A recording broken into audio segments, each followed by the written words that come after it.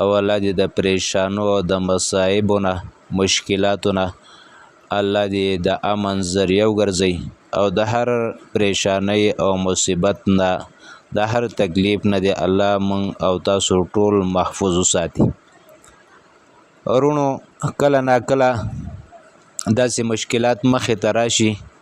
د انسان د بدن ټول اعضا دا ډېر عزتمن او قدرمن او محبوب اجزا دي او اعضا دي او چې کوم کله انسان ته یو بدن تکلیف راشي نو په لکونو روپو خرج کولو ته هغې ته تیار وي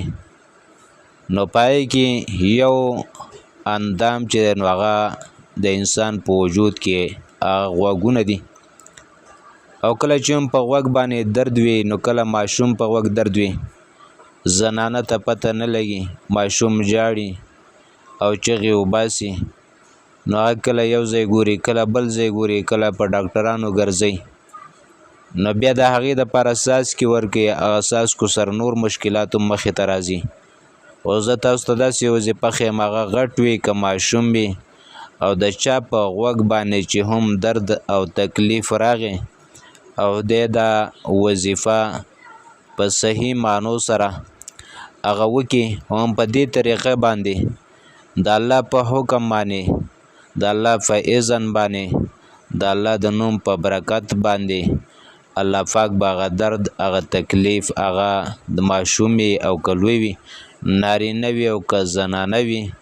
الله به هغه تکلیف لرې کوي. د چا چې هم په غوږ باندې درد راغی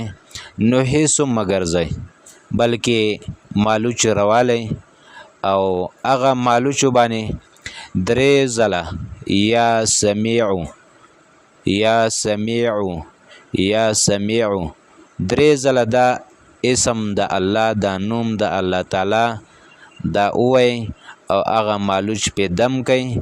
او د هغه مریض په غوږ کې کېږدئ د چا چې په غوږ باندې درد وي انشاء الله تعالی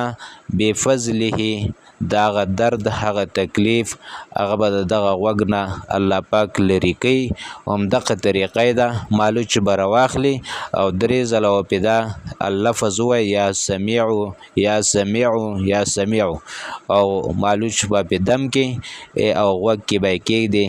انشاءالله هغه تکلیف به لرې شي. الله دې موږ او تاسو د هر تکلیف او مصیبت نه محفوظ وساتي او الله دې موږ او تاسو له د عمل کولو توفیق را نصیب کړي. آمین.